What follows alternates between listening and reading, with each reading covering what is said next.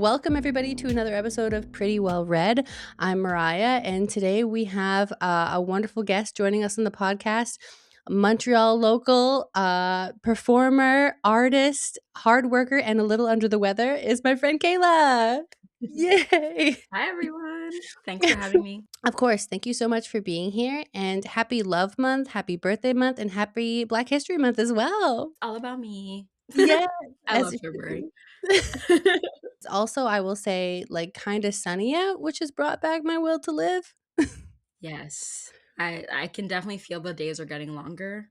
I know we have daylight savings coming up. I'm here for Mhm. it. Hibernation mode is I'm slowly coming out of hibernation. Yeah, exactly. We're all, like, slowly I wouldn't say flowering yet, but maybe, like, the bud is there. The bud. Yeah, the We're bud. budding. Yeah, exactly. But, if this is your first episode to Pretty Well Read podcast, it's broken up into 3 parts. So the first section here, we're gonna talk to Kayla about her relationship to reading and books and how she got started and what that's looking like. Then we're gonna talk about, her book of choice for this episode is, Jasmine Guillory's Flirting Lessons. So section 2 will be a no spoiler section, so you can hang on and learn a little bit about the book. And the last section will be spoiler-esque, spoiler-filled. So if you don't care about spoilers, you can listen there. But if you do care, then you can drop off and we'll see you in the next one. But I always start out with a basic question. How did we meet, Kayla? How did we meet? Because it was before the poll. We Mhm. met through a mutual friend. Yeah. Um, I don't remember the context. I think we were met at the drag show first. Was it drag? Yeah, I think it was it's true. We went to watch no, you were performing. Yeah, Yeah. so I was with a couple friends of mine. We were just like, "Let's do something. Let's go to a drag show." And then Yeah. I was lo and hosting behold, it. Mariah's on stage. Yeah, I was hosting it, and then as a performer yourself, our paths crossed again at the pole dance studio.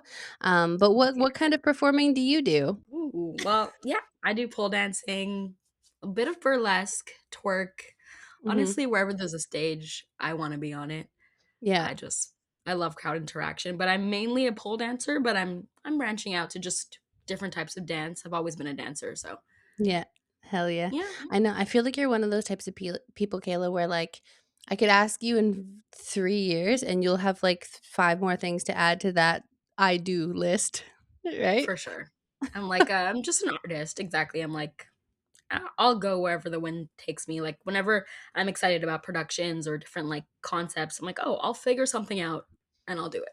Yeah, So on yeah, top of a just an corporate artist. gig. Yeah. Money half you make. You gotta make the money, right? Yeah, unfortunately, yes. If only the arts paid Yeah. to sustain us.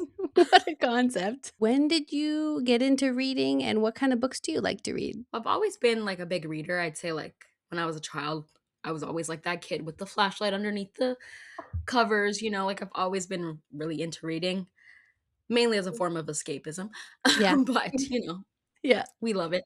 Um I mainly read like fantasy, romance. I think as an adult, I'm really more into romance. Mhm, But as a child, I've really been into like fantasy, mystery mhm. type of books.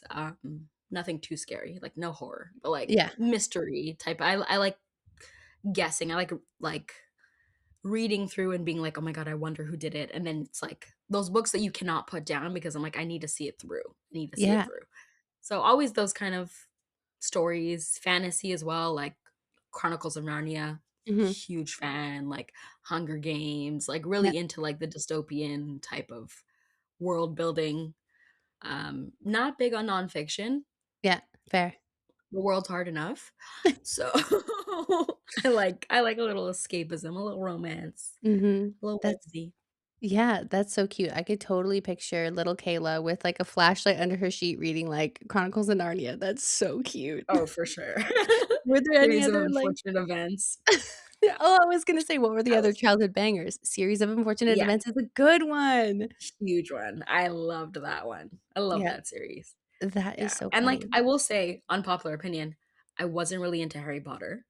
A lot of Really? people don't like and it's like, with all the other things that I did like to read, you would think that I would be, but I think honestly, I think it has to do with, like, I was raised pretty religious, and Okay. I think while I was interested in fantasy, I think there's a certain line that, like, Mhm. I just wasn't exposed to, so I didn't have, like, the same connection. I feel like other stories, I mean, Narnia is very fantastical too, but, Yeah. like, I feel like there's a line, like, in Mhm. or, like, there's a bit of reality to it, or, like, Hunger Games, there's a bit of reality to it, whether it's still kind of, like, dystopian, it's still you can draw similarities to the real world.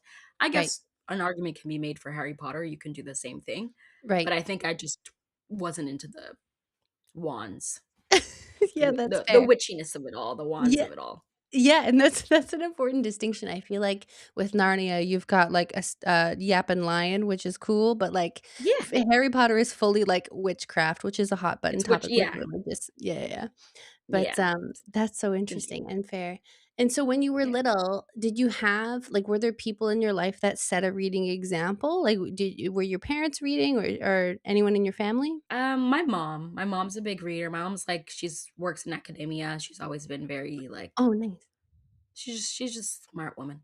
So my mom's always really been into reading. She's always exposed us to books. Like every Mhm. time, birthdays, Christmas, like I always got Chapters Indigo gift cards, or Yeah. like we used to go to Indigo on like a Friday night and be there for hours just reading. So definitely my mom like kind of opened that up, that Mhm. like love for reading for me. Yeah. Sometimes I didn't like it because it's like, I want a toy, not a book, mom. But but, I did get exposed to different types of reading, and so I think or different types of novels, different types of books. Mhm. So definitely my mom was, like, my exposure to loving reading. Yeah. Yeah. Yeah, that's so cute, that's so adorable. I'm, like, laughing at the thought of you picking out a toy from the, like, book fair order, and they're going, Yeah, "You're getting Narnia." yeah, exactly. It's like, yeah, no, only books. Or like, like when like Scholastic would come to school and they'd have like those The book cool fair. pens and like Yeah. the like little notepads, and I'm always like, Mhm. yes, no, only books. I'm like, That is so funny. Yeah. yeah, but You don't think like, I'm not sure parents today, if anyone's watching, like, you don't think about how much your kids are picking up on, like, what you're doing and how you're behaving and what kinda hobbies and stuff you have. Because even if you're not like, you must read, just by having your mom be a reader in the house, like, I bet that did wonders for you to take an interest in it, right? for sure, exactly. Just out of curiosity. And also like I have an older brother. Okay. And so I guess like whatever he was reading, I was also like, "Oh, what's that?" Like, just kind of interested in it, and I would always try to, like, read them, but I was always a bit too, like, Advanced. advanced, I think, for my age. We have a 5-year age gap, and Oh, already gotcha. those books are kind of, like, for adults. Yep. So but I think I just the curiosity of wanting to, like, mimic my brother, or mimic my mom about, like, what they're reading. I Yeah. remember reading Albert Einstein, like, something about Albert Einstein when I was, like, 4, and I was just like, Cute. "This I love his hair." Like, I was just interested. So, I think it's definitely important that, like, children really do copy, like, Yeah. and mimic people in their environment and their behaviors, and it's Yeah. just, like, it sparks that curiosity in you, so, Mhm. yeah. Yeah, I love that. I'm gonna think about Albert Einstein and, like, kid you liking his hair forever, like, I that's love his so hair. funny. Yeah. Hair hair icon. And then so Thank growing you. up, you kind of, like, stuck with it. I feel like we've had a few episodes where people have been like, "I lost touch with reading and picked it back up into adulthood," but has that always been kinda consistent for you? It's always been consistent, yeah, but I Mhm. I will say it did, like, drop off, like, Mhm. I wasn't reading as much, and I think that's just normal because as you get older, Mhm. you have more responsibilities and less free time, so I think that Unfortunately. just makes sense. I wasn't spending all day reading, Yeah. but I always kept it up, like, especially before bed, it's just Mhm. something that I like to do. I will say my relationship with reading did change, Mm. especially, like, throughout school, throughout university and college, Mm. when most of my reading hours and capacity was taken up by, like, schoolwork. Ugh, So I yeah. think it yeah, it, like it made me start to, like, resent reading because I'm like, "Oh, this Mhm. is something I have to do out of instead of something I take pleasure in and I want to read." Right. So, I think I did, like, stop reading or significantly reduced the amount that I was Mhm. reading Mhm. when I was in school, and then when I graduated, I was like, "Wait, I can read for fun again. Like, I actually like this. This Yeah. is fun." So, yeah, Good. it's That's so good. Yeah, I find that university and post-secondary is such like a momentum killer with reading, so I'm glad you picked it oh, back yeah. up. Yeah, it's Big also thing. as an aside, I've been seeing a lot of, like, kids in the new generation getting into university and college and having to read, like, a book a month or a book a week as per, like, a semester project, and they're like, "That's Mm. unreasonable. That's not enough time." And I'm like, "Is it not enough time? Like, do we just not have Mm. the attention span anymore? Like, That's what are what the it kids is, it's the doing?" attention span. Yeah, Yeah. because 'cause I'm like, I used to read books in 3 days a Yeah. week, like, Yeah. especially if it's a good book, like, you can't put it down. Like, Yeah. if anything, sometimes, like, that would be an issue for me. I wouldn't wanna do my schoolwork because 'cause I'm like, "No, I have to finish this book." Like, this I need to know what happens. Like, I don't care about anything else. But, yeah, Yeah. it's definitely an attention span thing, and I think that's also why I wanted to pick it back up in my Mhm. adulthood because I'm like, I realize my brain is fried, 1, from school because just school is tough, but then Yeah. also I'm like, we're always on our phones, there's so much short form content that I'm like, I need to actually just sit down, touch grass, read a book. Yeah, yeah. That's that's funny. We haven't actually, dove into that with any of the other guests yet, but, like, what does setting boundaries work like, how does what does it look like? Sorry. Like, do you have, like, timers on your apps on your phone, or what do you do? I've tried that, it doesn't work because then I'll just override them. Me? So, yeah, I found the most success with literally just deleting it off my phone. Oh, So okay. then because, like because I have a short attention span, then if I do wanna go on it, I have to wait for it to redownload, and Mhm. within that moment, I might lose interest. So I find, Yeah. like, TikTok, don't have it on my phone. Instagram, I do have on my phone. Mhm. That's the one we're working on. We're working Yeah. on that one. That one's W hard. well, you use it Um, to promote too, right? Like, if you're working and performing, you kinda yeah, need it to promote. that I'm performing, I'm teaching, so it's like I Yeah. need it for work. I need even if I'm like, "Oh, I wanna take a break," I still need to, like, post a little bit. Mhm. Something else I do is I'm like an adult iPad kid because I love my iPad, she's Hell my yeah. baby, and I only have games on there, so Oh, I'm a big gamer also, that's another one of my interests. The hell list goes yeah. on. But I don't have any social media on my iPad, Smart. so I only use it for gaming or for, like, reading or for, like, Mhm. random researching on the random topics that I like to that I like to learn about, so I find it really just has to be out of sight, like, I'll Yeah. put my phone away Mhm. for the evening around, like, 9 p.m., and then I'll Mhm. only be on my iPad. It's still a screen, but it's Yeah. not a short form scrolly type of screen, Oh, so exactly, which I think makes a big difference. There's something about the short form videos, they just get you. yeah, Also the, like, fantasy book to video gamer pipeline makes so much sense. huge. Yeah. Huge. Definitely. That's so funny. And so do you read on your iPad too? I also would be curious to know, like, thoughts on e-reading and, audiobooks. Do you dabble? Yeah. So I do read on my iPad, but not as much as traditional reading. I do like to turn a page. Me I too. do like to feel the book. Also, I'm just like I know they say don't judge a book by its cover, but, like, I love a pretty book, and I wanna look at it. Yeah. I wanna look at it and see it, and so I have read books, but I find I'll finish the book faster if I have it in my hand. If Yeah. it's an ebook, I'll, like it'll take me a bit longer to go Mhm. through it. I feel like it doesn't have the same pull, and I think another big thing about ebooks is, like, the narrator voice. If Oh, I with don't like your audiobooks. voice Yeah. oh, audio yeah, I'm like, I can't I Yeah. can't listen to it. Yeah. And then the ones where I'm actually, like, reading, like, with no audio, just reading, Mhm. I don't know. It doesn't have the same Yeah. pull for me. Yeah, fair. I feel like too with audiobooks, like, I only use audiobooks for nonfiction because, like, it's harder Mm, for me to follow a makes plot listening, but when I'm doing audio books with nonfiction, it just kinda sounds like a podcast, like celebrity memoirs and yeah, stuff. Audio, yeah, always. Yeah. Do you yeah, that read I makes know you sense. don't yeah, and you don't read That makes nonfic, sense. but you don't fuck with a memoir, Kayla? They're so good. I mean, it does, "I'm Glad My Mom Died" count? Jeanette Yeah, McCurdy? yeah, yeah. Yeah, So that then, absolutely yes. counts. So then, Okay, yes. fair. Yeah, like, but not a lot, honestly. Yeah, I'm like, because I have to have a genuine interest in the person, yeah. and I feel like I'm not interested in most people.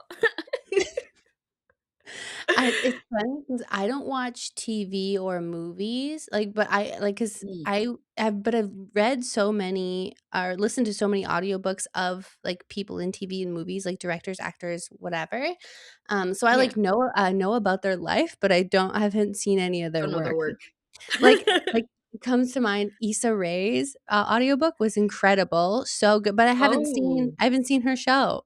so that's I like I'm sure I would like that because I Yeah, love Issa Rae's work. So, yeah. yeah, you I'm definitely have sure to it's watch great. Insecure. It's so good. Okay. Like, when I go to an art museum too, I, like, appreciate the art, but I'm also thinking, like, "Why did they choose that frame? How did they get this in here? Like, how did they pick the order?" Like, I wanna know the BTS as well, like, just as much. Exactly. Oh, that's Yes. so funny. And so you're also not a Mhm. DNFer. I'm No. not really either. I can also appreciate most things about a book. I've DNF'd maybe 3 to 5 books in the last half decade, like, it's also pretty rare for me, but, Yeah. I'm with you as well. I don't low rate a lot of books either. I think also because I know what I'm picking, and then No, I can see it exactly. through. Is there a genre of book that you want to explore, but you haven't yet? Like, crime? Yeah.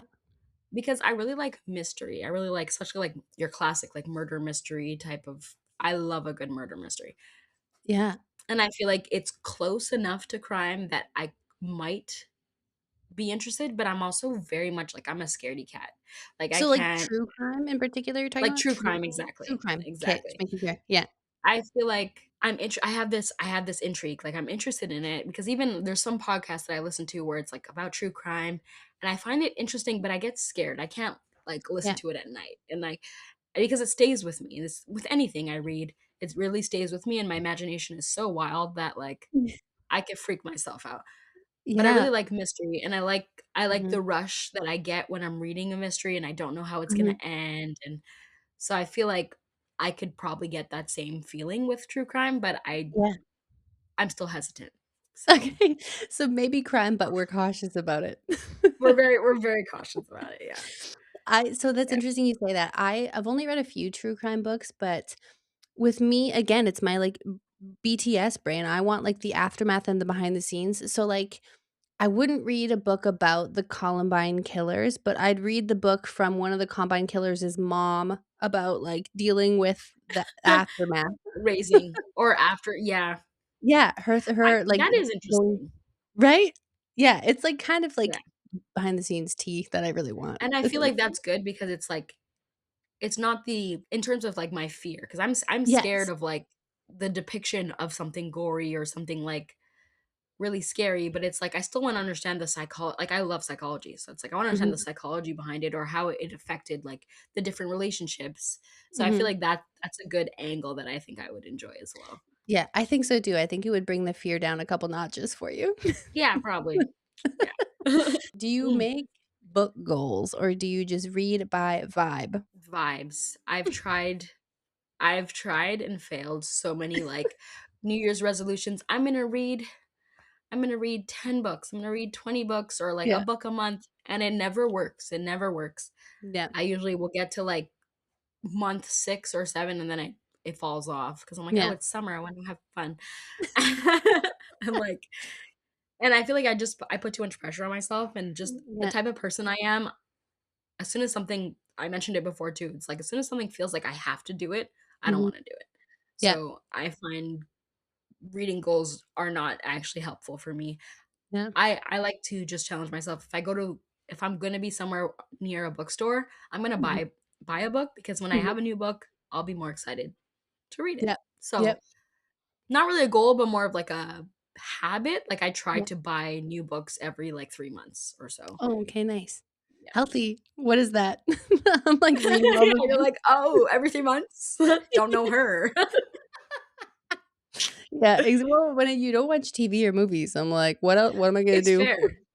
Yeah. It's fair. Honestly, yeah. So, speaking as somebody who reads pretty diversely, you and I, like, I always like to talk about, like, the importance of reading diversely. Like, why would you say it's so important? And, like, have you noticed the book industry, like, make strides into, like, representation on your side? I definitely will say I do, like, especially compared to, like, when I was younger. Yeah. Like, there was I had to use my imagination. I'm like, "Oh, yeah, these people are black." I Yeah, just hell know yeah. that she's black. Hell yeah. Um, so I definitely have noticed, like, the difference in representation, Mhm. not just in race, in sexual orientation, and, like, also just, like, people with different life experiences, Mhm. disabilities. Like, I feel like authors are actually thinking outside, like, when you walk down the street, you see different kinds of people, and I feel Yeah. like I'm definitely seeing that more and more represented in the stories that I am reading, Yeah. and it makes such a difference because it's more realistic, it Mhm. feels more immersive, it feels like, "Oh, yeah, this is a story that could happen," Mhm. and I really appreciate that in a story. So even though I like Yeah. to read, like, fantasy, I like to read, like, romance, or it's still fiction, I still like to have that element of, like, realism. It's still like, "Well, Mhm. this could happen." Yeah. Yeah, yeah, This yeah. is the story that could happen, so Mhm. I really appreciate that, yeah. Yeah, that's I so think it's good. getting better. There's obviously more room Yeah, absolutely. for more greater representation, but I definitely it's changed so much since I was younger. Yeah. Oh, that's so nice. Do you remember, Yeah. like, earlier examples of, like, "Oh my god, black love on the shelves," or, like, just seeing other, like, sexualities represented too? I remember when, like, it Mhm. was, like, very trendy to have, like, new gay books on the shelves, which was exciting 10 years ago. Yeah, yeah, I feel like queer, yeah. I'm like, Mhm. I can't really think of any examples, Yeah, to be fair. honest. Yeah. And then I even if I do, I'm like, what's real and what's like something I've just made up, like Yeah. I've just projected. I'm like, Jacob from Twilight was black in my head. Hell yeah. So I'm like, I don't know what's real. That's so funny. And just Mhm. the last question I wanna ask in this section, do you have any, like, all-time faves off the top of your head? Books Like you've read? books, Yeah. favorite books. Mhm. Oof, I top of my know. head, that's it's hard, it's like it's hard to pit bad bitches against each other. Um, True. it's called The Curious Incident of the Dog in the Nighttime, and Ooh. it is by yeah, Mark Haddon, exactly, it's red with the upside down dog. I loved it. It's about a boy on the autism spectrum, and I read it maybe in, like, high school, elementary school, and I Mhm. just remember it resonated with me so much. I'm Yeah. also autistic. Um, Yay. don't have much else in common with this character, but I Mhm. just the way that he thinks and just the way it was written, it really captivated me, so that's Mhm. definitely, like, one of my top favorite books. Yeah. Um, and then otherwise, I'm a big Hunger Games stan, like, Yeah. those books, so good. I love those, Suzanne like, I never Collins. got over it. Yeah. Yeah, Our Suzanne yeah, queen. she ate with that one. So, That's so funny. I love that. I love that. Yeah. About the Mark Haddon book, at the when you Yeah. read it, did you already know you had autism, or did you go back and you were like, "No Nope. wonder I fu" oh, you didn't know? Had no idea. So exactly, it's like so Interesting. when I was diagnosed, I was like, "Whoa, that Yeah. makes sense."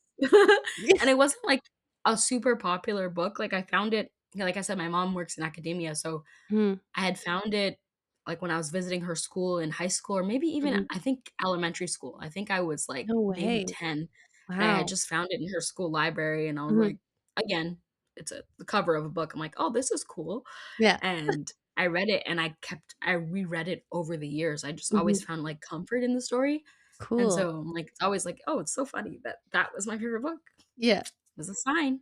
Oh, yeah, that is a side. That's really cool. What a cool, like, random book to take comfort in. I feel Yeah, like so many people are always like, "Oh, I love Pride and Prejudice is my ultimate favorite," or, like, J.K. yeah. Rowling books, knock on wood, but that's so interesting. What a deep cut. Awesome. So now we're going to transition into Kayla and I's talk about Jasmine Guillory's flirting lessons. We're both huge Guillory stans, so stick around and we'll cue the transition music.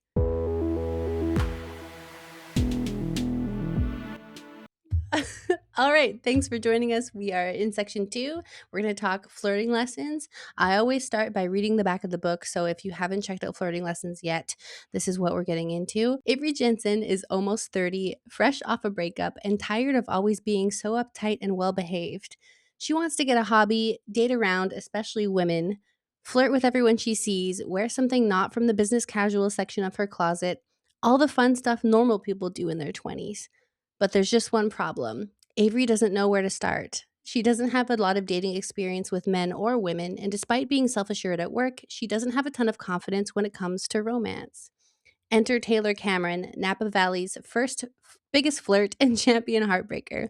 Taylor just broke up with her most recent girlfriend, and her best friend bet her that she can't make it to Labor Day without sleeping with someone.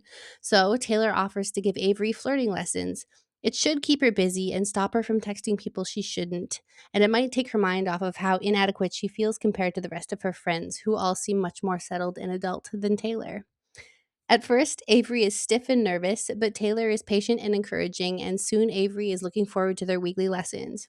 With Taylor's help, Avery finally has the life she always wanted. The only issue is now she wants Taylor, too. Their attraction becomes impossible to ignore, despite their both insisting to themselves and everyone else that it isn't that serious.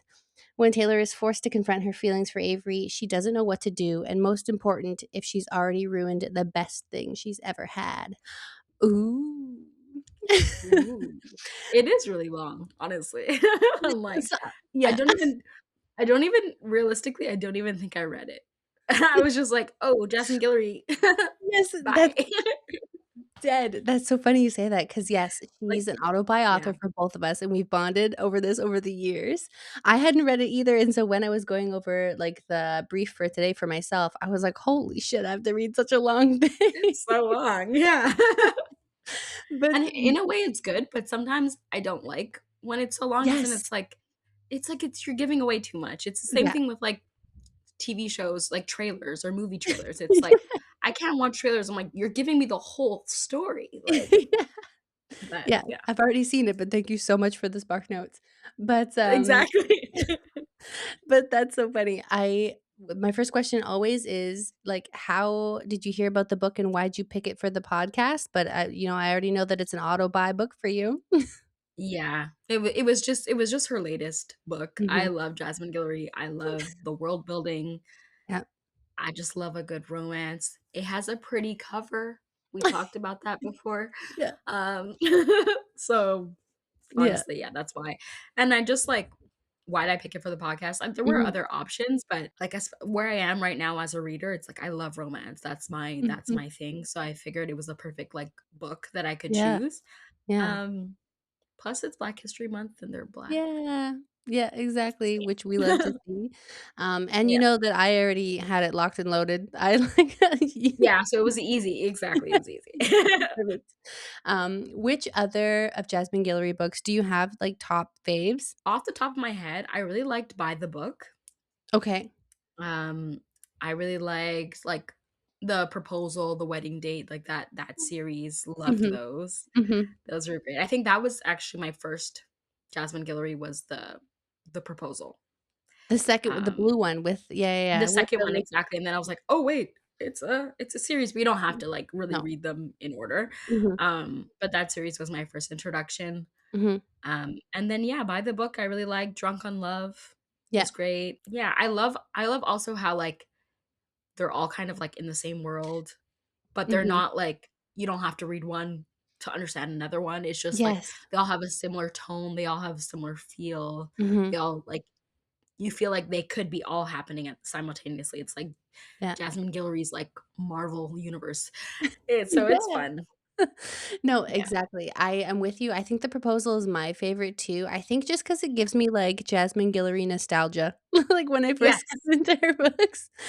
that's That it. yeah, that one's a banger, but I also did really like Drunk on Love as well. That also happens at the winery, and 2 of the characters are still pretty, like, intertwined into this book, so Exactly, which is so cool. I love that. I it wasn't even because, like I said, like, it's an auto buy, so I didn't even mhm. really, like, read the back of it or anything, and Yeah. so when I started reading, I was like, "Oh, wait. Oh, wait. I remember Yeah. these characters," and that was, like, a pleasant surprise. I really liked that. Yeah. Yeah, and it's Yeah. funny you say about, like, these things happening kind of in tandem with each other because it's so true, like, Margot and Luke's relationship is blossoming on the side of Avery and Taylor's, which Exactly. is super cute. It So kinda good. reminds me of, like, Jasmine Guillory's, like, Big Brother house, and you get, like, a camera in each room. You can see the different Exactly. Exactly. it's so My funny. gosh, I'm like I have Yeah. ideas for who the next ones could be. We'll see. Do you? Because okay, well, maybe we'll talk about that in the spoiler We'll talk yeah, I'm section. like, Do I'm you jumping remember? ahead, but Yes. But, I wanted to talk a little bit about how, like, for the background context for people about how Jasmine got into writing. So we're gonna watch a little clip actually, which is Cool. fun. Okay. You are a lawyer or you were a lawyer? Once a lawyer, always a lawyer. I've never Okay. said that in the past tense. I am currently not practicing. Okay. Okay. So I love that because I feel like it's a relatable path for me as well. but I really like that you wrote an article for Catapult kind of talking about how you got into writing. And I think one of the things that you talked about was, well, first of all, the dedication and how you got to writing, writing 30 minutes for lunch breaks to 1 or 2 hours after your work day, which I can imagine was already a pretty long work day. And you kept writing and you didn't give up, and despite the rejections, and you kept writing, and that was your passion. And I feel like you even kind of touched on a little bit of imposter syndrome, kind of feeling not necessarily as a writer in the spaces, in rooms with other writers. And I wanted to know how you feel like you overcame that feeling that you didn't belong in this space. Yeah, I mean, to a certain extent, there was a lot of fake it till you make it feeling. And I also think just by doing it over and over again. When I met one writer, Sarah Czar, who's a wonderful young adult writer, we had been like social media friends for a while, and that was like when I was writing, but sort of keeping it a secret, right? And we met in person when she was in the Bay Area, and she was like, are you a writer? And I kind of hesitated, and she was like, do you write? And I said, yes. And she was like, well, then you're a writer. And I was like, okay. So I try to keep that in my mind, especially early on. Like, I tried to keep that in my mind. Like, I write, so I'm a writer. But it was definitely hard at the beginning, especially because, like, I think so many writers have this story that they started writing at a very young age and has always been their passion. And I came to writing much later in life. And so it felt like I didn't have the right to be, to call myself that and to be in those rooms. And I think just like trying to force myself to do it over and over did really help. Yeah, no, definitely. And I think it's very inspirational for a lot of people who aren't necessarily sure that they're on the right path or doubting it and feeling like it's too late. So yeah, it's never too late. Always, if you want to do it, do it. I love that. She's so cute. That's what I'm I'm like, saying. I've never actually seen her moving. I've only seen her picture. Yeah, So I'm authors like, are so elusive like that. Yeah, yeah. exactly, That's so exactly. funny. So, That yeah, was first great. of all, it's, like, so weird to see such an icon, like, have moments of doubting herself, like, that's crazy, but I also wanted to ask as a fellow creative, Kayla, like, when's the last time you felt imposter syndrome, and how did you get over it? Oh my god, like all the time. What? Really? I think it's like, well, I feel like it's an ongoing thing. Like, um, I often feel that way, like with pole dancing. Mhm, Like, I'll compare myself to, like, things that I used to be able to do, and now I can't do them, so then mhm. it makes me feel like, "Oh, well, maybe I can't actually do this. Maybe it was a fluke. Maybe I Oh, only did it that no. one time, and now I can't do Mhm, it again." So I feel like it's an ongoing thing, and it's because it's dynamic, like, mhm, your abilities, your energy, your body, like, everything changes, so mhm, I like to kind of remind myself, well, if I could do it once, I can get to a place where I can do it again. And mhm, that's like the physical part of pull. But then also just the imposter syndrome about performing. Sometimes I'll be like on a in a show, and the cast will be like with some like heavy hitters in like the burlesque world that are like traveling internationally, and I'm like, oh my gosh, like should I even be here? But then I also mhm. have to remind myself, well, one, like the producer booked me for a reason. Yeah. Like I'm not just, if I wasn't really doing this, I wouldn't be in the show. So I Mhm. try to like find comfort in that. And then Yeah. also every time after I perform, the audience and the like feedback from other performers as well that I get, that quiets the voice inside of Mhm. me that's like, no, like you're meant to be here. Like Aw. you belong here. But I think it's like it's an ongoing thing. It's like we're Yeah, always so hard on ourselves. I know for myself, I can be so hard on myself. So yeah. it's an ongoing thing, but I really liked what, Jasmine said about, like, if you write, you're a writer, and it's true. If Mhm. if you dance, you're a dancer. If you perform, you're a performer. Like, Yeah. we often think that there's, like, these invisible criteria that we have to meet until we're able Mhm. to declare that we do a certain thing, but it's like, Mhm. no, it's the action of doing it Yeah. that makes us the artist, so, Yeah, yeah. exactly, and it's like at this point too, like, I'm sure pretentious people are out there who are like, "No, you haven't accomplished ABC, so you can't call yourself Yes. Z," but, like, those voices are so small and easily swattable. Exactly, exactly. Yeah. Yeah, no, Yeah. it's a really cute, relatable clip from her. It's also interesting to find out that she's a lawyer. Like, for somebody to have kind of like a buttoned up profession, not that I don't think that she could do it, of course she could, but, like, for somebody to have such a buttoned up profession and then write something so, like, heart giddy is I really find it cool. makes perfect sense, Yeah. because, like, we all, and especially, like, I'm very much like, we all have something that we wanna, like, escape, like, Mhm, escapism. We all would do something to dabble into, like, to give us pleasure, and so I feel like it makes perfect sense, especially, like, a profession like lawyer or something that's so, like, structured and very, like, black and white. I feel like it mhm. makes sense that, like, she would wanna nurture the other side, or, like, the Yeah. other side of her brain, the more creative side of her brain, because I feel like that's what makes us, like, a balanced human being. Mhm. It is surprising that I wasn't expecting her to be a lawyer, so I Yeah. think that's cool, but I'm like, it does make sense that I feel like no matter, like, what we choose to do, what path we choose to do, we're always Mhm. gonna look for that kind of balance, Mhm. so, yeah, I Yeah. think that's interesting. It also reminds me of myself. I'm always like, I'm a part-time showgirl and a Yeah, yeah, part-time yeah. corporate girly. So it's balance, Yeah. No, I love that. I think too, that I just love that, she kind of tried it because I feel like a lot of people who have made such accomplishments in, like, academia or, like, a professional space are like, "Okay, I'm here, I did it," but she was still, like, willing to try and entertain that creative part of her, and I'm so glad that that's, like, her moneymaker, and that's her success story is, like, the Exactly. creative part of her. I'm like, "Good for you."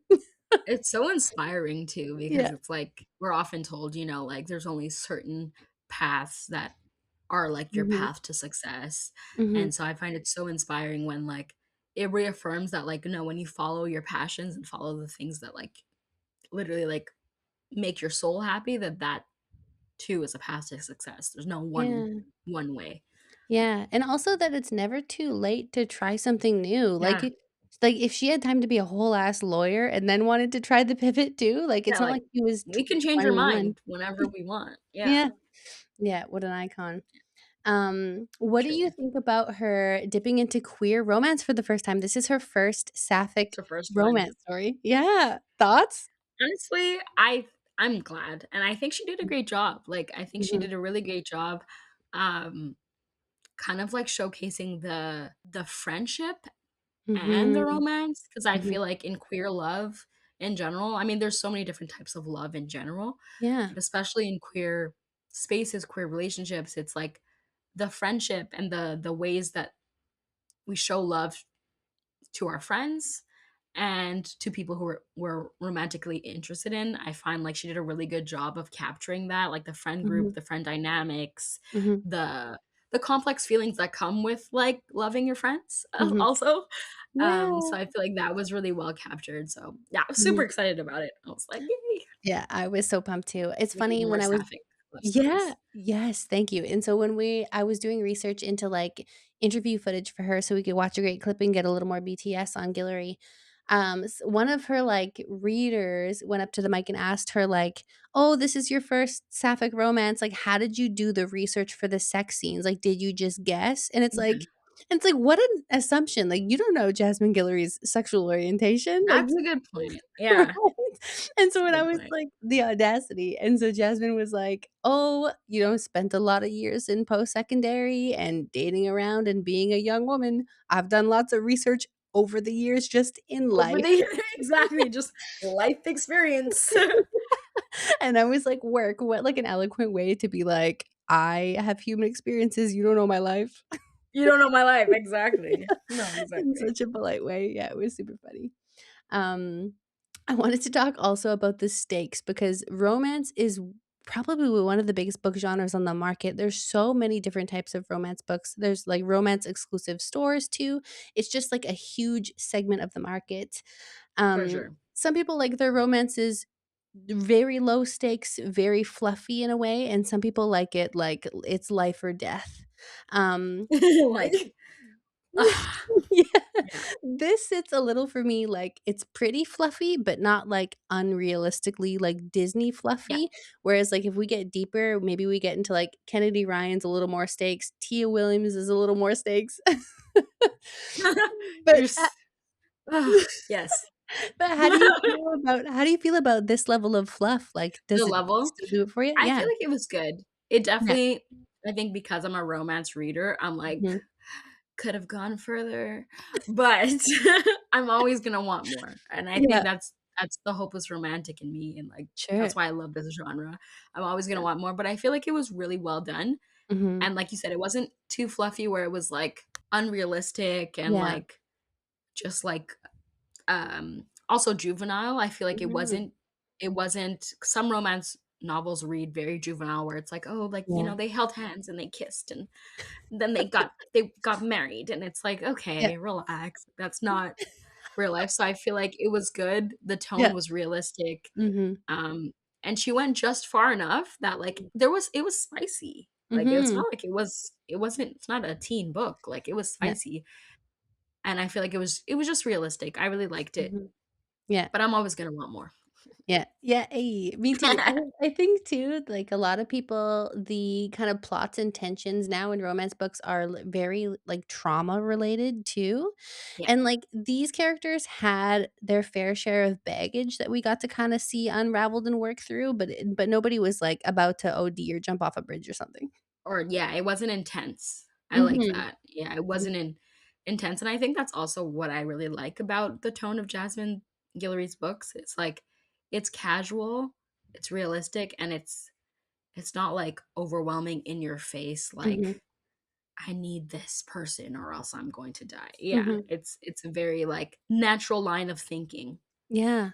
So, Yeah. yeah. Exactly. And I'd love to talk about romance tropes. This one obviously would be like fake dating slash also forbidden love.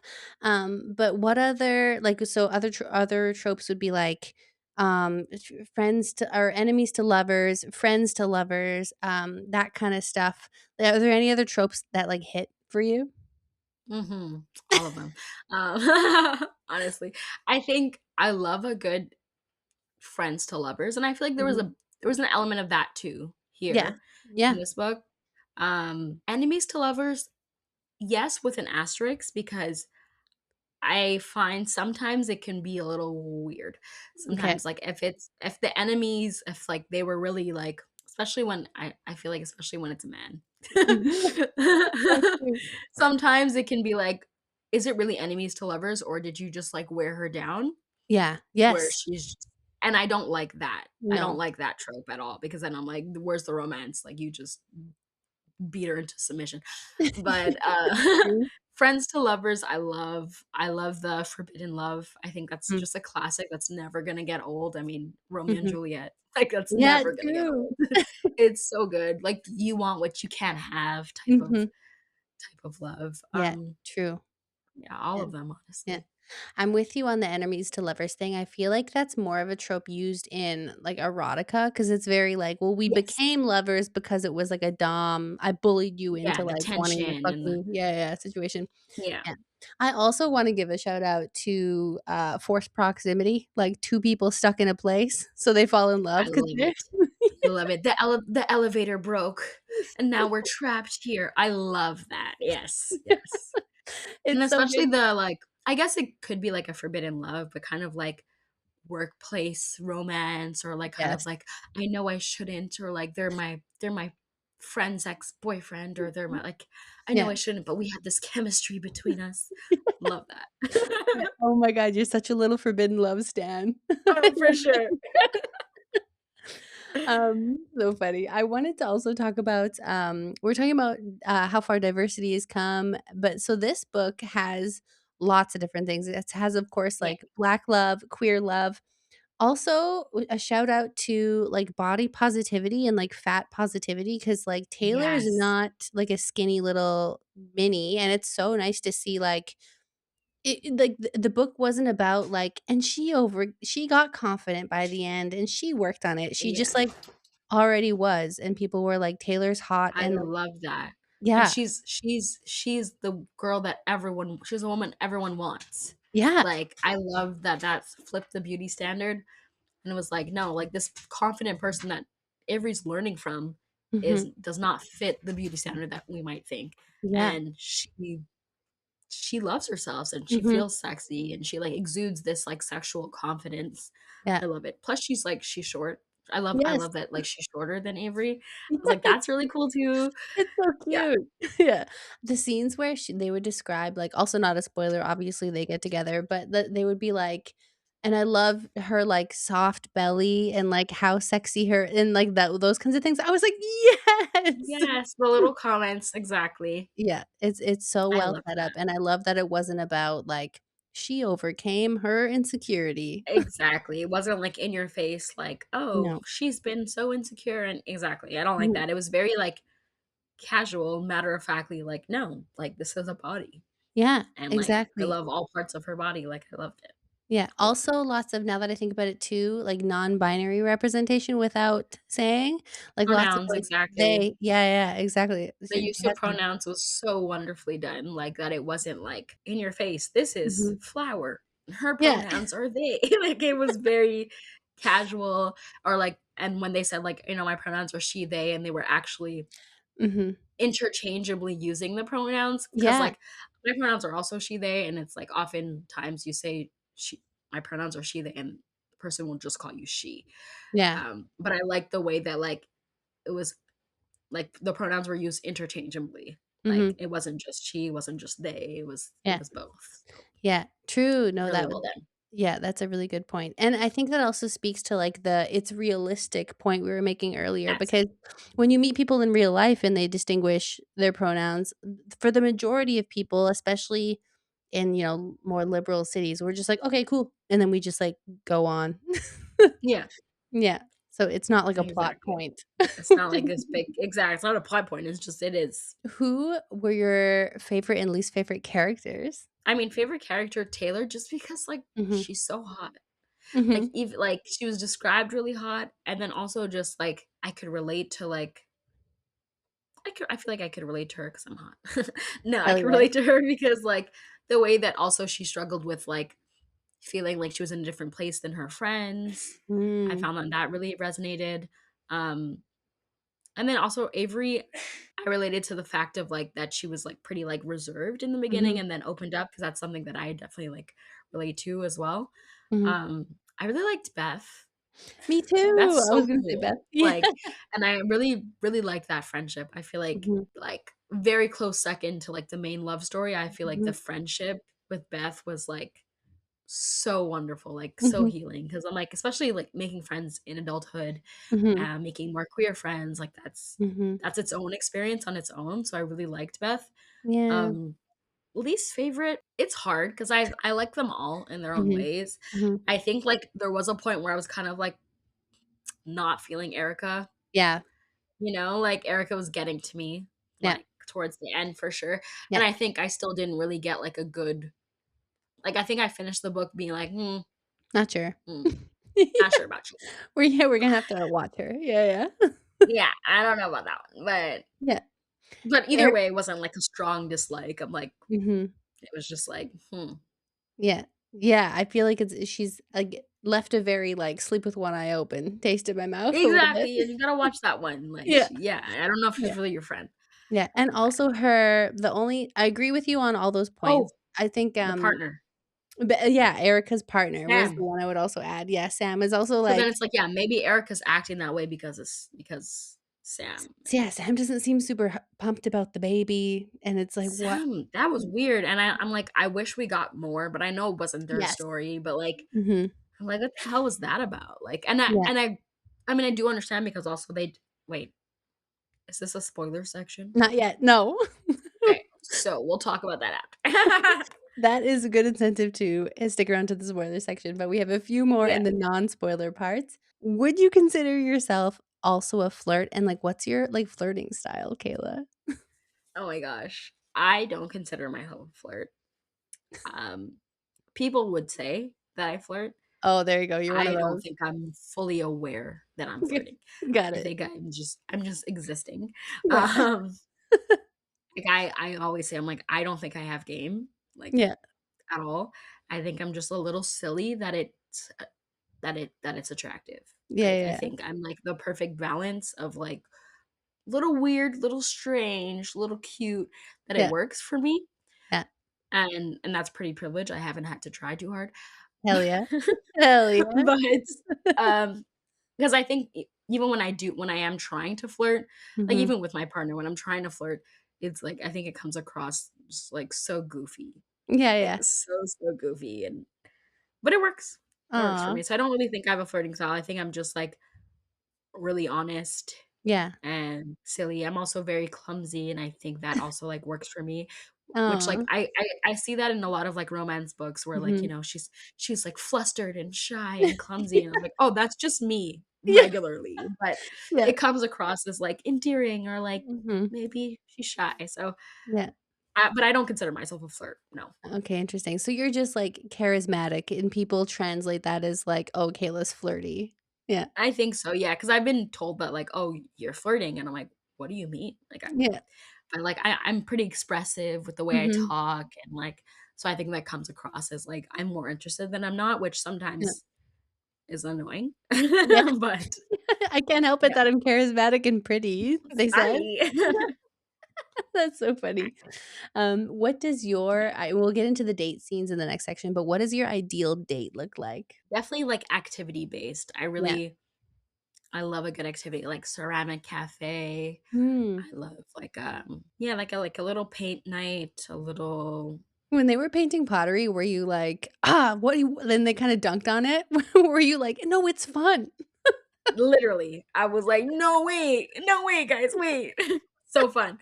Or like a sip and paint. Something I also really appreciate about Guillory's books, she describes food really well. Yeah, true. Um, yeah. So I think, like, good food because it gives you an opportunity to talk. I also like games, Mhm, like board games, or, like, we have, like, a board game cafe in the mm, city, which is really fun. So, like, that mhm. I like activities where, like, we can be doing something and also talking. Yeah, Because I find often, like, the classic, like, dinner and a movie, mhm. it's good. I mean, Yeah, it's good, but I feel like it's not good for, like, a first date. yeah. It's good Agree. for, like, if you're already dating Mhm, because you end up with just a lot of, like, empty space, and then that creates awkward silences, and there isn't I mean, you can always find things to talk about, but I find it's a mhm, lot easier when you're doing, like, a shared activity, mhm. like a sport or, like, trying something new for the first time, so Yeah, definitely an activities person. yeah. Oh, yeah, no, I'm with you. I love a museum date. Ooh, that's another good one. Right? Like, you have the space to kinda, like, check out different paintings at the same time and, like, talk about your findings, and you can, And like talk about it, yeah. yeah, you can, like, be far, and you can also take moments to, like, get really close. Like, it can be, like, as intimate as you want. I really like it. Exactly. Yeah.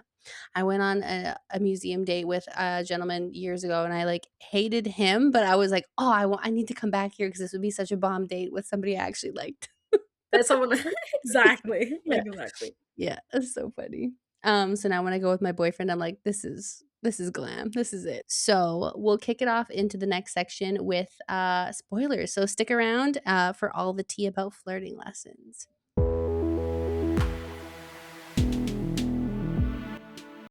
Alright, section 3, we're into spoilers, baby. First of all, what were we talking about earlier, Kayla, where we said we had to wait until spoilers? I forget. Sam Yes, okay, yeah. Erica's partner. Yeah, okay. Thoughts. Yeah, let's just get that out the way. Cause so I Sam was, like, acting, like, shifty or, like, weird about the baby, like, left Mhm. during the baby shower, which was, like, that's so sad. Like, Yeah. even if you have your own, like, to, like, fake a work call, like, that's so I don't know, It's that really, like, hurt me. That hurt me for Erica. yeah. And so then Mm, I'm like, "Okay, she's probably acting out because she feels mhm, alone in this." And so mhm. that's why I'm like, I didn't it's not that I didn't like her, but I was like, I don't like what you're doing, but I Mhm. understand hurt people. Mhm. Um, but no, my theory with Sam is that, well, because they mentioned that they had a miscarriage, right? They Right. previously had a miscarriage, and so now she was pregnant after losing a baby. And obviously, like, Mhm. I've never experienced that, but it's like that affects people in so many different ways. And so I think Mhm. Sam is probably distancing or feeling detached from this pregnancy now because they had lost the other baby. So I'm thinking Mhm. that's probably where it stems from, and that's why Sam feels kind of like disconnected, doesn't Mhm. really want to be involved. Yeah. And like, which, like, it's its own like grief, that's its own loss. And Mhm. but I think as a result of that, it's causing Erica to feel super alone, and then like seeking Yeah. comfort in like other mom friends like Sloane. Um, Mhm. so yeah, so that's my theory on Sam, is like I still don't think it's right, like regardless, Yeah. 'cause I feel like that's something they should be talking about, or because I think she Mhm. also mentioned like that they used to be in couples therapy or something after it happened. Yes. But Yeah. like, and that's kind of where I started to put two and two together. But Mhm. and that's why I would have liked to see like a bit more of that relationship. So I'm like, that could be an Mhm. opportunity for another book, maybe, to explore Yeah. that a bit further. I'm wondering too if also you're right that we're gonna explore that in the next book, because I was wondering what kind of, like, person or couple we were gonna follow, like, off of this, universe. So that could be an option. I'm also wondering if Guillory was also just like, "Listen, all of these characters are great, like, we need somebody who's, like, a little less than perfect." Yeah. Like, so I'm wondering if it was maybe, like, a sprinkle of that too, but I'm not sure. I also, am glad that she mentioned at the end, like, in kind of like the epilogue, they were like, "Oh, yeah, I'm glad Erica and Sam are in couples counseling now." I'm like, "Okay, good." So it's, like, kind of wrapped Yes. up and you're not, like, left worried about it. Yeah, it was a delicate balance she had to Yeah. kinda. Oh, it's true. I forgot about that. Yeah. So, favorite date scene, what was yours?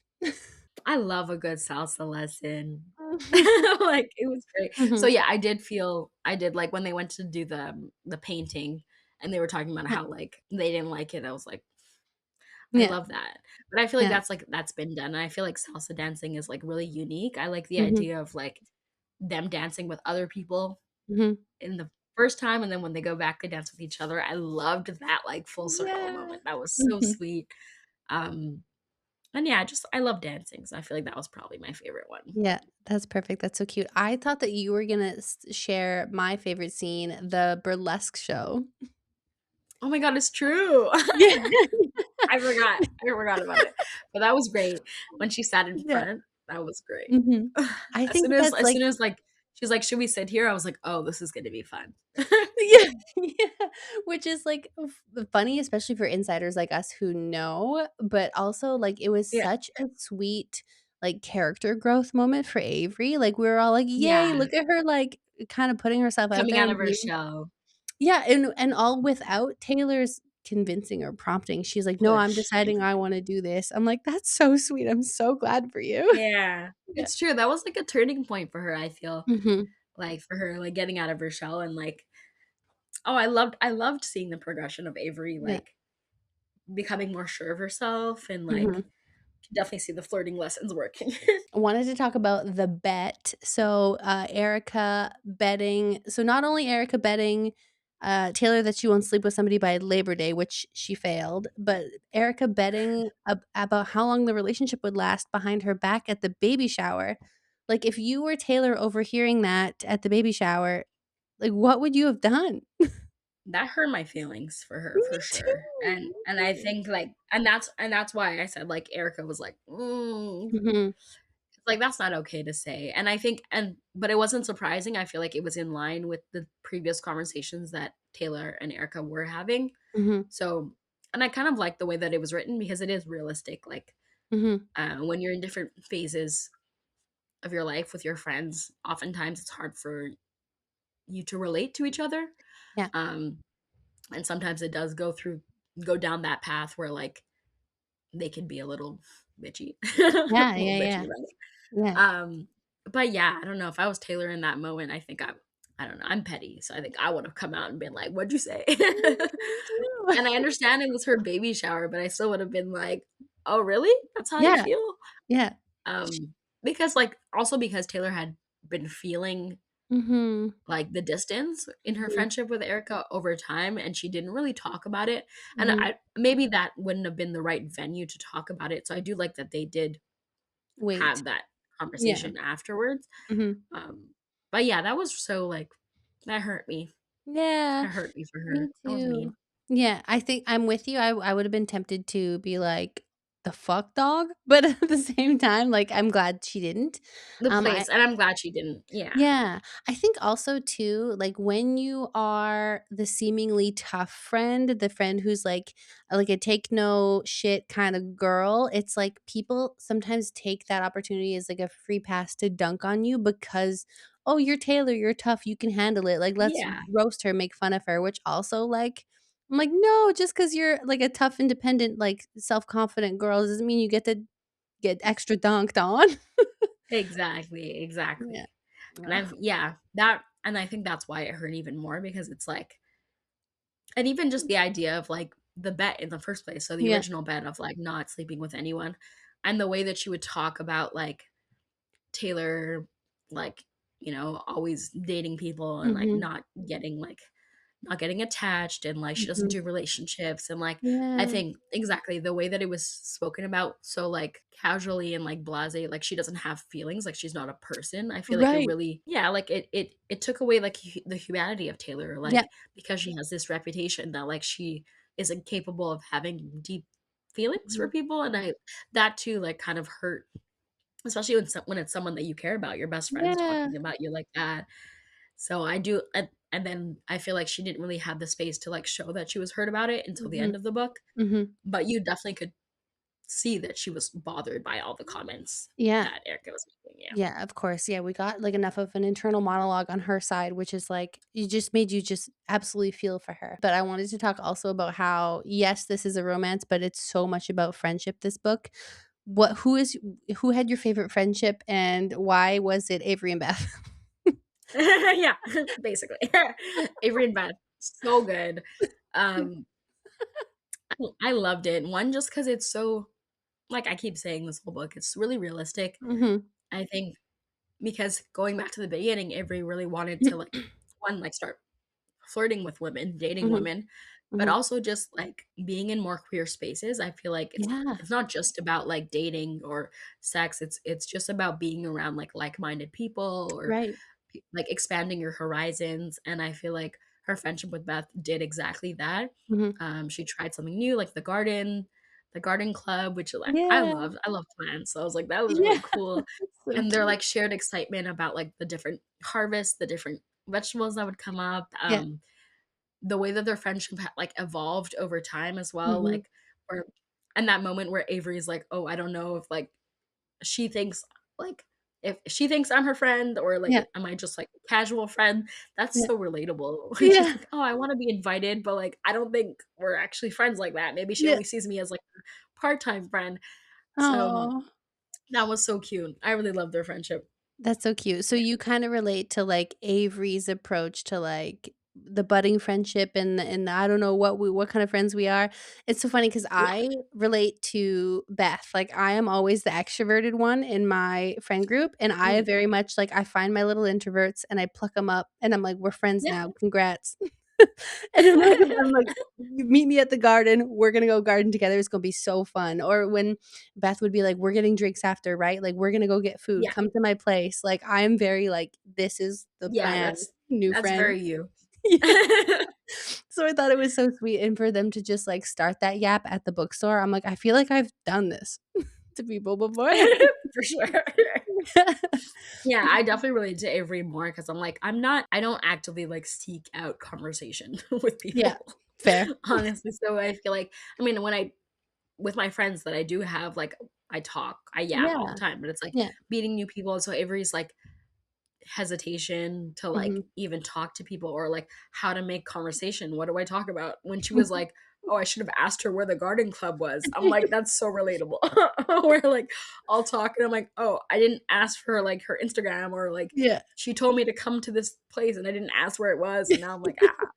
So I definitely related to that. And I love that. I love their Yeah. friendship. That's so funny, that's so cute. The way I have so many people on my Instagram who, like, we're friends now because they were my waitress once. I'm like, that is so me.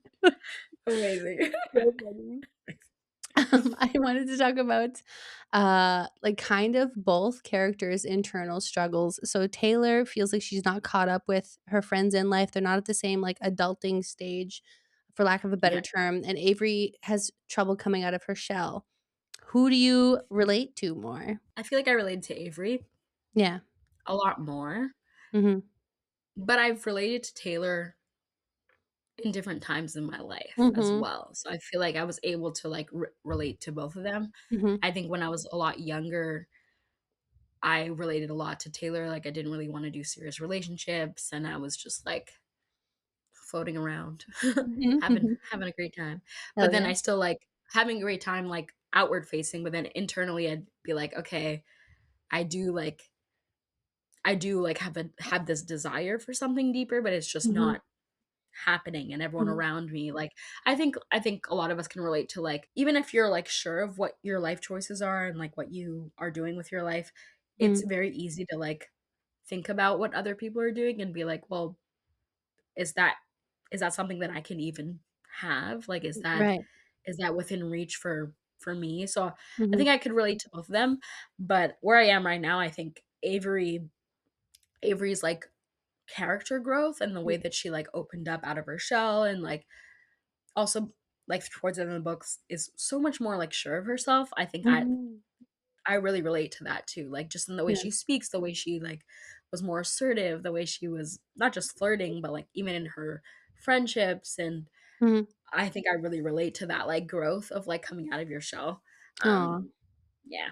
So yeah. that's so sweet. No, Thank you. yeah, I think, like, if relating to both, it makes sense. Were you a Yeah. shy little kid? Yeah, for sure. Really? For I sure. thought for sure you would have been, like, little yapper. I mean, Just over. I think it depends. I think Yeah. it was situational. I think Sure. like in within my family and friends for sure. Like they would say I never stopped talking. Like I was Yeah. always yapping. I was always I'm like sharing my opinions. I have very strong opinions. Mhm. Don't didn't understand context cues. So I'm always just like shouting out things at the Christmas dinner table. Like that's not right. Yeah. But when it comes to like the outside world or like in school or like Yeah. I was pretty shy. Yeah, I was pretty shy Aw, about like being that's perceived. I'm like, oh, I don't know how I'm gonna be perceived. So I think yeah. that's something I struggled with, Mhm. which like now I don't really care. So that's Yeah. why I relate to Avery in the way that like she started off pretty like reserved, and then Yeah. once I feel like once you build your confidence, then you're Mhm. more sure of yourself, and then you're like, oh no, this is who I am. It Yeah. doesn't matter how I'm perceived. This is me. So Aw, that's so yeah. sweet. I love that journey for both of you. I just didn't know that that was a journey you had to take. That's so Yep. sweet. You're That's like, so no. funny. Yeah. Ooh. About the sex scenes, so, like, romance authors do it all very differently, not it's not a one style suits all. Um, Jasmine Guillory kind of toes the line between, like, it's spicy, but it's not, like, vulgar or too much. Like, how Yeah, do you feel about the writing style there? I like it. I feel like Mhm. it fit really well with her regular writing style. I feel Mhm. like, well, I mean, it's not the first like sex scenes she's written. No. Granted, we've read some, Yeah. uh, but I feel like I prefer this writing style. I feel like Mhm. if I'm going for erotica, I'm going for erotica. Yeah, Like totally. and I want it to be vulgar, Mhm. but I feel like this fits the tone. It's Yep. casual. It's like that word again, realistic. Like Mhm. it's not over the top descriptions where it makes you Yeah. feel like, oh my god, I gotta hide my pages right Yeah, it's now. not, Like like, jarring. Yeah. exactly. So I feel like it was perfectly well done, and it was like it was romantic. Like the Yeah. sex scenes themselves were romantic. The way even the way we talked about before, the descriptions of the body, the Mhm. descriptions of the touch, the sounds. I feel Mhm. like it was very. She does a great job of like world building. Mhm. Um, and yeah, I feel like it was hot, but it was the perfect amount of hot Yeah. that it wasn't. it Yeah. wasn't like some authors I feel like tiptoe the line of like erotica where like you'll be Yeah. reading the story and then you're like, "Whoa." Yeah, Like, pardon? Yeah. and it's like that doesn't really fit the character that you Yeah. describe, you know? So I feel like Mhm. this she did a good job of doing that. And then even the way that the first time when Avery was kind of like, you know, like, I want to reciprocate, but like, I don't know what I'm doing. And Yeah. like, I feel like that was really well done. And Taylor Yeah. was kind of like, we'll figure it out together. Mhm. I think that made perfect sense. And I like Mhm. that it wasn't like this one sided, like, dominant, like, Yes. Taylor just gonna teach her everything. I really appreciated the like, because that's not real. That's not how it works. It's No. not No. realistic. So Yeah. That's yeah, so fun. I Yeah. love the tone. I think it was Yeah. great. Yeah, you read my mind, especially with that last point, like, she could have totally taken it to a place where it was like, and then Taylor doms the shit out of her, and then it's 50 shades Exactly. down, and Exactly. but I think, like, them both respectfully being like, "We're," like, "We'll both do this," and, like, keeping it hot and keeping it, like, comfortable, like, speaks so much more to their characters. And I love the way that like she implemented consent Yes. without being so like "May I?" textbook. Yeah. Pause. May I take your bra? Like it was really good. And like the continuous consent too. Like Yeah. it was really well done. Yeah, Yeah. honestly, though, the "May I will take your bra off" worked on me. It would work. Yeah. May I take your bra off? Me lady. That's so funny. Um, Milady. Taylor also in the book originally admittedly doesn't like Sloane, and I think that comes from a place of, like, Sloane's ahead of her in life, quote, unquote, and, like, or no, Erica's gravitating toward her for that reason, so she Yeah. kinda resents her. But then by the end of the book, like, she's like, "Yo, Sloane is actually not so bad, and she's, like, a nice, helpful lady." That's basically it. But have you ever had an experience of, like, "I don't like this person," and then they kinda won you over? No. No? Your It intuition was was funny. always right from the jump? I was reading the outline and I'm like, "No, I'm right about people." I'm dead, I am obsessed with that. I mean, like and I'm saying 'cause I did think about it earlier and I'm like, Mhm, "No," because whenever I did have, like, an off, like, kind of feeling about someone and I think mhm, there's nuance, 'cause mhm, sometimes I have to check myself and be like, "Okay, well, why don't I like this? Is it because I see something in them that I see in me that I don't really like?" mhm. Yeah, ooh, Then if that's the case, then once I work through, like, my own feelings, then I'm like, "Okay, yeah, it's fine." But yeah, for the most part, if I don't like someone, it's there's a reason. There's a I'm reason, dead. and I think it's because it's rare that I don't Mhm, like people, like, I yeah, usually like, unless you're, like, rude or, like, mhm, spouting hateful garbage, like, yeah, I'm not gonna not yeah, like you. yeah, So I think for the most part, no, yeah, fair. because once I make up my mind about someone, there's a Mhm. reason. Yeah, yeah, that's so So funny, I love that. Yeah, I think too, like, if I can suss out, like, a hard objection, like, if they're, like, a turf or if they're just, yeah, like, that's it. Yeah, then that's like a yeah. no. Or something insane, and that's an auto dislike, then that makes sense, but sometimes I've had people, like, kind of annoy me, and then, like, having to Yeah. be around them more, they like, sometimes it becomes, like, charming or endearing, and I'm like, "Oh, okay, I fuck with this, never mind." Mhm. And Yeah. it'll be like I get what you mean, and it's often like and that's what I mean, like, I have to check myself where I'm like, "Why Yeah. don't I don't like the way this person's voice sounds." And it's like, Yes. that's not like it doesn't mean they're a bad person, doesn't mean Right. like it's like I'm just like, "Ugh, her Mhm. voice is kind of irritating." But then you get to know her and I'm like, "Okay, she's not a bad person, she just has a bit Mhm. of a squeaky voice." Yeah. Like, Yeah, yeah, yeah. so, like, things like that, yeah, for sure, I can say, like, I misjudged, I think that would be Mhm. the better word, it's like Yeah, misjudging someone, and that's yeah, just my own thing where I'm judging, I shouldn't yeah. be judging people in the Wow, first place. yeah, look at us, self-aware icons. Yeah. Yeah. Is there anything about the plot that you would change if you could? Not really, but I feel Mhm. like while I was finishing the book, I did want more, but I think that's just I'm always gonna feel that way, I'm always gonna Yeah. want, like, a bit more of, like, I mean, obviously, I wanted them to get together and all that, but it's like Yeah. I did want a bit more of, like, obstacle for Yeah. them to I mean, they did have, like, that big miscommunication, and, like, Mhm. that I had anxiety in those last couple chapters. I was like, "No, just talk to each other. Like, just talk to each other. I can't." Um, I'm like but I do feel like maybe I wanted a bit more of, like, an obstacle or, like, Mhm. a third like, maybe if Avery, like, met someone else, like another Mhm. woman, and she, like, started having feelings for that other woman, but then she was, Mhm. like, torn between Taylor and some Yeah. I feel like some other dynamic, couple more chapters would've Yeah. been fun. Yeah. But that's just me wanting more. Yeah. I Yeah, feel I'm like in all a way it was a bit too easy, yes. Yeah, good you point. know? Yeah. But which is nice, but it was a bit too, like, Mhm. they Yeah. got back together like, they got together. Yeah. So, yeah, a Speaks little to the more fluff obstacle. level. Yeah, speaks to the fluff level. I think too, I'm also in the same, like, I wanted more camp, but mine was with so when they make that bet in the backyard, the only person who vouches for Avery and Taylor is Sloane. So what about all the other fucking friends who were like, "Yeah, probably not gonna Yeah, last that long." Like, what about, like, I Liz wanted to and fight. Callie and, did we make up with did they admit, like, Liz and Callie and whoever else that they were like, "Oh, yeah, sorry, Taylor." Like, we never really got that far. No, that's a good point, yeah, that's a good point. Mhm. And yeah, I feel like that could have been an opportunity for, like, if they unpacked, "Why did you vote against?" Like, Yeah. maybe, like, Callie's like, "No, I wanted to date Avery," or, like, Ooh, maybe there yeah. could have been, like, a Mm, yeah, just a bit more, just a yeah. bit more. Yeah, maybe that could have been more of the obstacle, you're right. Yeah. Wow, we should co-write books together, I think. Yeah, honestly. We have lots of ideas. But, that was pretty much all I had. Would you recommend, flirting lessons to the people, Kayla?